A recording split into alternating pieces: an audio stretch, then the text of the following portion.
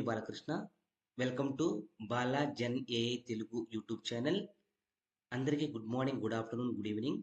నేను ఈ రోజు సెషన్లో ఇన్ఫర్మేటికా గురించి ఎక్స్ప్లెయిన్ చేయాలనుకుంటున్నాను.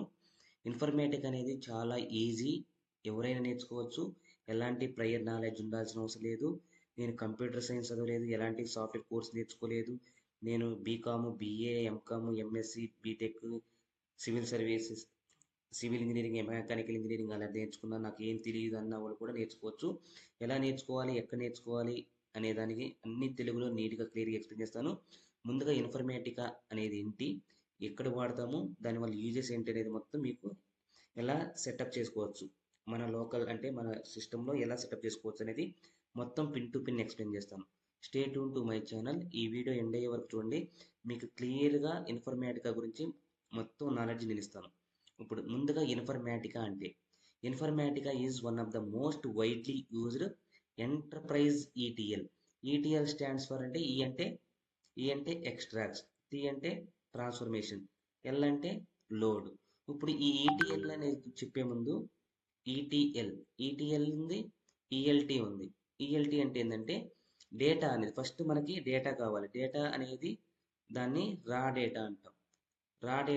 ఈ రా డేటాని ఎక్కడి నుంచి తీసుకురావాలి, డిఫరెంట్ సోర్సెస్ నుంచి తీసుకోవాలి. అందులో ఐఓటీ అనేది, ఇంటర్నెట్ ఆఫ్ థింగ్స్ అంటే sensors data, and then web page data, and then historical data, లేకపోతే సోర్సెస్ పీడిఎఫ్ నుంచి కానీ, లేకపోతే వర్డ్ ఫైల్స్ నుంచి కానీ, జేసన్ ఫైల్ నుంచి కానీ, తర్వాత ఎక్సెల్ ఫైల్ నుంచి కానీ, ఇలా డేటా అనేది స్టోర్ అయి ఉంటుంది. ఈ డేటా అనేది ఎక్కడైతే ఉంది, ఇక్కడ ఐఓటీ సెన్సార్స్ యూజ్ చేసుకునే దాన్ని రియల్ టైం డేటా అంటాం. Real time or streaming data అంటాం. ఈ స్ట్రీమింగ్ డేటాని తీసుకుని వచ్చేటప్పుడు వాటిని ఏం చేయాలి, అది రా డేటాలో ఉంటుంది అనమాట. ఈ రాలో ఉంటే ఈ డేటాని మనం ఎలా చేయాలి అనే దానికి రెండు ప్రొసీజర్స్ ఉన్నాయి. ఈటీఎల్, ఈఎల్టీ అంటాం. ఈటీఎల్ అంటే తెలిసాం, ఎక్స్ట్రాక్ట్, ట్రాన్స్ఫార్మ్ అండ్ లోడ్ అని. ఈఎల్టీ అంటే ఎక్స్ట్రాక్షన్, లోడ్ అండ్ ట్రాన్స్ఫర్మేషన్. అసలు ఏం చేయాలి ఇక్కడ, ఇది డేటాని ఇంటిగ్రేషన్ చేయాలి విత్ డిఫరెంట్ టైప్ ఆఫ్ ప్లాట్ఫామ్స్తో. తర్వాత design to move, clean and transform data from multiple sources. ఏమేమి సోర్సెస్ ఉన్నాయి ఇక్కడ, పీడిఎఫ్స్ ఉండొచ్చు, వర్డ్ ఉండొచ్చు, జేసన్ ఫైలు, తర్వాత ఎక్సెల్ ఫైల్స్ ఉండొచ్చు. ఇలా ఉంటుంది అనమాట. ఇక్కడ సర్వీసెస్ ఇంటూ వేర్ హౌసెస్లో కానీ, లేక్స్లో కానీ, ఆర్ అదర్ టార్గెట్స్లో కానీ. ఇక్కడ ముందుగా మీకు డేటా వేర్ హౌస్ అంటే డేటా వేర్ హౌస్ ఇక్కడ డేటా వేర్ హౌస్లో అనేటప్పుడు మనం ఈటీఎల్ వాడతాం. ఈటీఎల్ అంటే ఏంటంటే డేటా వేర్ హౌస్ ఏంటంటే data stored in structured format అనమాట. Structured format. ఈ స్ట్రక్చర్డ్ ఫార్మెట్ అంటే ఏంటంటే data stored in rows and కాలమ్స్లోనే ఉంటుంది. ఇప్పుడు అందుకని ఇది డేటా వేర్ హౌస్లో ఉంటారు అనమాట. డేటా వేర్ హౌస్లో మనం డేటాని లోడ్ చేసుకోవడానికి ఏమంటారంటే ఈటీఎల్ యూజ్ చేస్తాము. ఈటీఎల్లో ఇవి స్ట్రక్చర్డ్ ఫార్మెట్లో స్టోర్ అవుతుంది. స్ట్రక్చర్డ్ అంటే రోస్ అండ్ కాలమ్స్, అందుకే దాన్ని టేబులర్ డేటా అంటాం. ఇప్పుడు ఈఎల్టీ గురించి చూడండి. ఈఎల్టీ అంటే ఏంటంటే ఎక్స్ట్రాక్ట్, లోడ్ అండ్ ట్రాన్స్ఫార్మ్. ఇది ఎక్కడ వాడతామంటే ఇది క్లౌడ్ అనమాట. క్లౌడ్ క్లౌడ్లో కానీ లేకపోతే ఎంటర్ప్రైజ్ సిస్టమ్స్లో కానీ వాడతాం. దీంట్లో ముఖ్యంగా ఏమంటారంటే ఇది డేటా లేక్స్ అంటాం. ఈ డేటా లేక్స్లో ఏముంటుంది, data is in the form of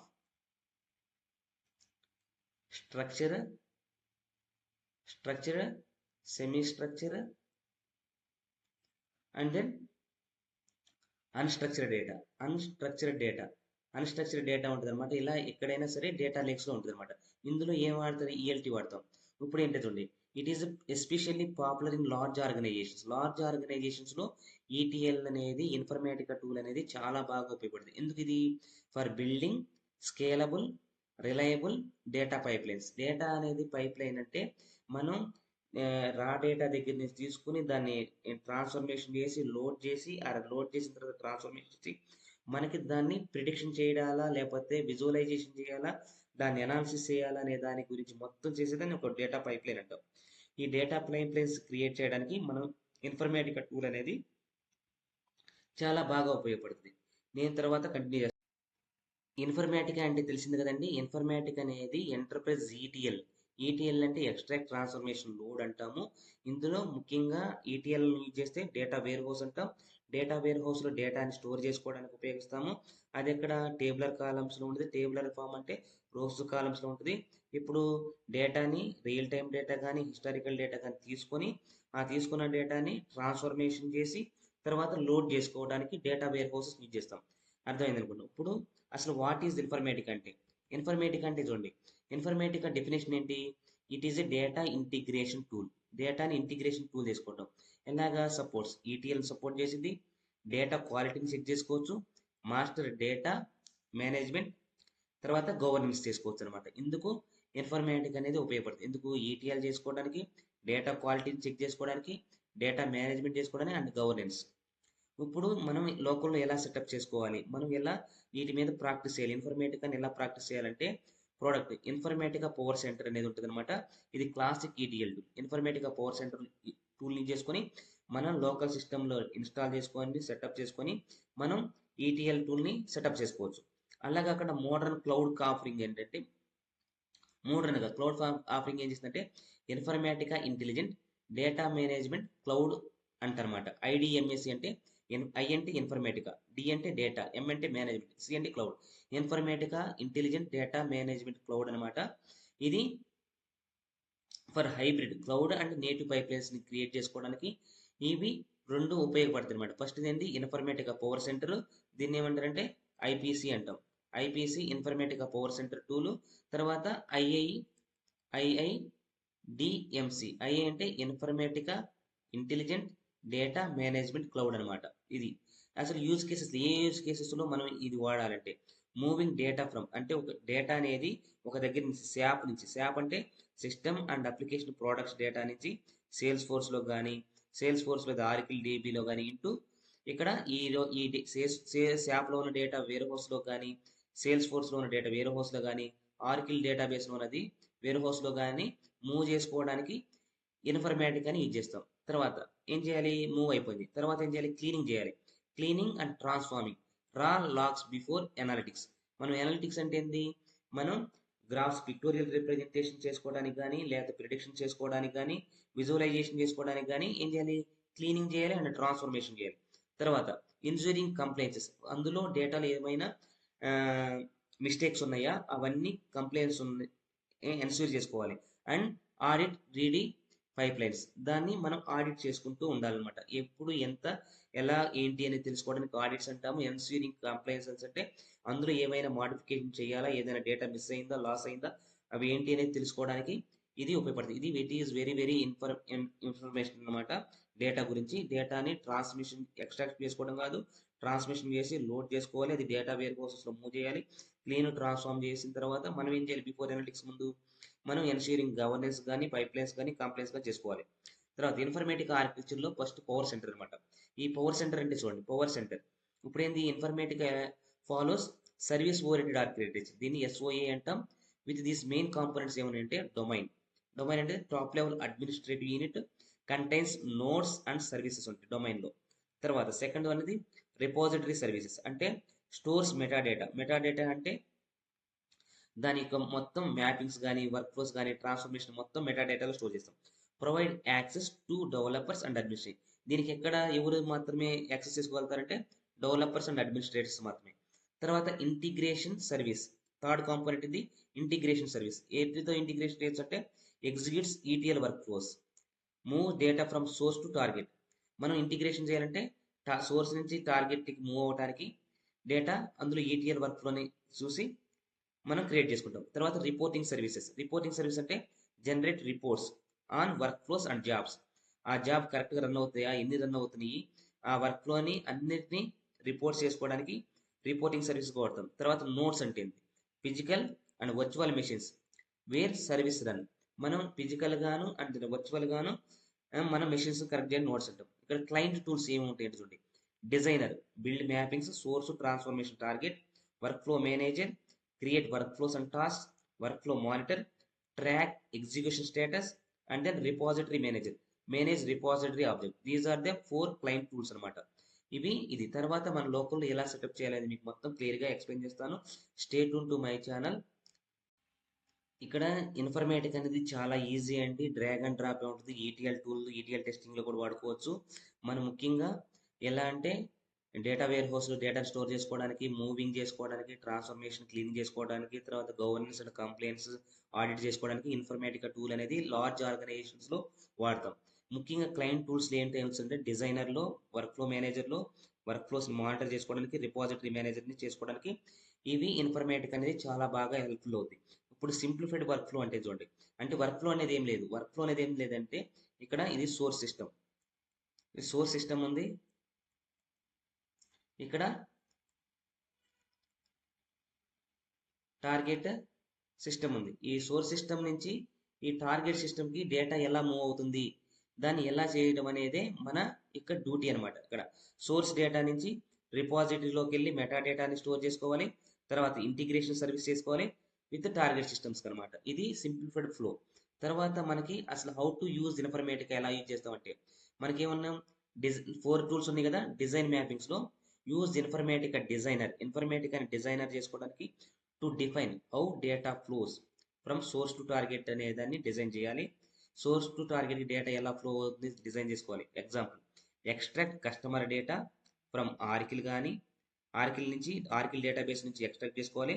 and transform names to upper case ఉంటే లోయర్ కేసులో కానీ, లోయర్ కేసులో అప్పర్ కేసులో కానీ పెట్టుకోవాలి. And then load into SQL servers. ఎక్కడంటే డిజైన్లో ఫ్లో డేటా ఫ్లోని క్రియేట్ చేయాలి. అది సోర్స్ నుంచి టార్గెట్. సోర్స్ ఏంది ఇక్కడ ఆర్కిల్ సర్వర్స్. ఆర్కిల్ సర్వర్ నుంచి డేటా అనేది transform names to upper case చేసిన తర్వాత లోడ్ ఇంటూ ఎస్క్యూఎల్ సర్వర్లోకి మూవ్ చేయాలి. ఇది design mappings. Coming to the second ఏంటి, క్రియేట్ వర్క్ ఫ్లోస్. ఒక వర్క్ ఫ్లోని క్రియేట్ చేయాలి. వర్క్ ఫ్లో అంటే సోర్స్ నుంచి టార్గెట్కి డేటా అనేది సెక్యూర్గా వెళ్తుందా లేదా చెక్ చేయడం అనమాట. వర్క్ ఫ్లో మేనేజర్ ఉంటారు. టు షెడ్యూల్, ఎప్పుడు ఆ డేటా కావాలి, ఎప్పుడు మూవ్ అవ్వాలి అనేది అని షెడ్యూల్ జాబ్స్ అంటాం. షెడ్యూల్ అన్నా, తర్వాత ఈవెంట్ ట్రిగ్గర్స్ అన్నా, జాబ్స్ అన్నా లేకపోతే క్రాన్ జాబ్స్ అన్నా ఒకటే అనమాట. ఇప్పుడు టు ఆర్గనైజ్ టాస్క్, ఒక టాస్క్ అంటే పని, ఆ పనిని కరెక్ట్గా ఆర్గనైజ్ చేసుకోవడానికి ఈవెంట్స్ అన్నా, ఈవెంట్ ట్రిగ్గర్ అన్నా, జాబ్స్ అన్నా, క్రాన్ జాబ్స్ అన్నా ఒకటే. ఇది వర్క్ ఫ్లోస్ని డిజైన్ మేనేజ్ చేసుకోవాలి. తర్వాత ఎగ్జిక్యూట్ అండ్ మానిటర్, అవి ఎగ్జిక్యూషన్ అవ్వాలి. ఎగ్జిక్యూషన్ తర్వాత ఎలా బిహేవ్ చేస్తుంది అనేది మానిటర్ చేయాలి. Run work flows via integration సర్వీసెస్ని చేసుకోవాలి.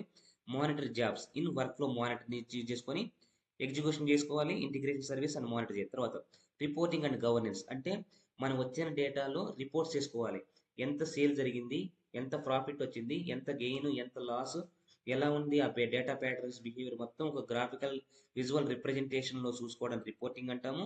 తర్వాత గవర్నెన్స్, దానికి మనం ఏ విధమైన ఎన్హాన్స్మెంట్స్ చేయాలి, అడ్వాన్స్మెంట్స్ అప్లై చేయాలి అనే దాని గురించి గవర్నెన్స్ అనమాట. Use reporting services for audit and compliance. These are the 4 components చెప్పాం కదా ఇందాక. తర్వాత ఎలా ఇన్స్టాలేషన్ చేస్తాం, సెటప్ ఇన్స్టాలేషన్ స్టెప్స్ అంటే power center on premises. On premises అంటే మన సర్వర్స్ మనమే మెయింటైన్ చేసేదాన్ని ఆన్ ప్రిమిసెస్ అంటాము. దీన్ని పవర్ సెంటర్ ఎలా సెటప్ చేస్తాం. ప్రీ రిక్వజిట్స్ అంటే ఏమన్నా ఏంటి చూడండి, విండోస్ కానీ లినక్స్ సర్వర్స్లో కానీ ఇన్స్టాల్ అండ్ సెటప్ చేసుకోవచ్చు. డేటాబేసెస్ ఏంది Oracle, SQL server for repository purpose. Java install, compulsory Java మాత్రం ఇన్స్టాల్ అయ్యి ఉండాలి. తర్వాత download and install, get install from Informatica portal నుంచి Informatica install server, domain, repository, integration services కి install client tools, designer, work flow manager and monitor. తర్వాత configure repository, అంటే మనం create repository DB స్కీమాతో రిపాజిటరీ కాన్ఫిగర్ చేసుకొని connect repository service to డీబీతో connect అయిపోవాలి. Setup domain and services, ఏంది define domain ఏంటి, add nodes, configure integration service, connect client tools ఎలా కనెక్ట్ అవ్వాలి, launch designer, work flow manager, connect to repository and start building mappings. ఇవి ఇలా setup చేసుకోవాలి. ఇలా సెటప్ చేసుకొని మనకు కావాల్సింది మనం డేటా తీసుకోవడం, డేటాని ట్రాన్స్ఫర్మేషన్ చేసుకోవడం, లోడ్ చేసుకోవడం, రిపోర్ట్ చేసుకోవడం, ఆడిట్ చేసుకోవడం, మానిటర్ చేసుకోవడం, వర్క్ ఫ్లోస్ క్రియేట్ చేసుకోవడం, ఇవన్నీ ఆన్ ప్రిమిసెస్లోను క్లౌడ్. ఇప్పుడు ఆన్ ప్రిమిసెస్ చెప్పాను. క్లౌడ్లో ఏం చేస్తాను, ఇన్ఫర్మేటివ్గా ఇంటెలిజెన్స్ డేటా మేనేజ్మెంట్ క్లౌడ్ ఉంది కదా, దాన్ని ఎలా సెటప్ చేయాలనేది తర్వాత సెషన్లో మీకు క్లియర్గా నీట్గా ఎక్స్ప్లెయిన్ చేస్తాను. విండోస్ సిస్టమ్, లెనక్స్, యార్కిల్, ఏ సర్వర్స్ మోడల్, ఏ రిపాజిటరీ, జావా ఇన్స్టాల్ చేసుకోవాలి. ఇదనమాట ఇన్ఫర్మేటివ్గా గురించి. మీకు ఎలాంటి డౌట్లు ఉన్నా కానీ, సందేహాలు ఉన్నా కానీ వాట్సాప్లో అయినా పింగ్ చేయండి. నా నంబర్ కనిపిస్తుంది కదా స్క్రీన్ మీద, లేకపోతే లేకపోతే యూట్యూబ్లో అయినా కమెంట్ పెట్టండి. మీకు ఎలాంటి వీడియోస్ కావాలి, తెలుగులో కావాలి, ఇంగ్లీష్లో కావాలో చెప్పండి. మీకు ఆ వీడియోస్ చేస్తాను. మీ ఛానల్లో కంటెంట్ కనుక మీకు నచ్చితే లైక్ చేయండి, షేర్ చేయండి, మరింత మందికి మీ వీడియోని ఫార్వర్డ్ చేయండి. Thank you. సైనింగ్ ఆఫ్ మీ Balakrishna. Bye bye. Take care.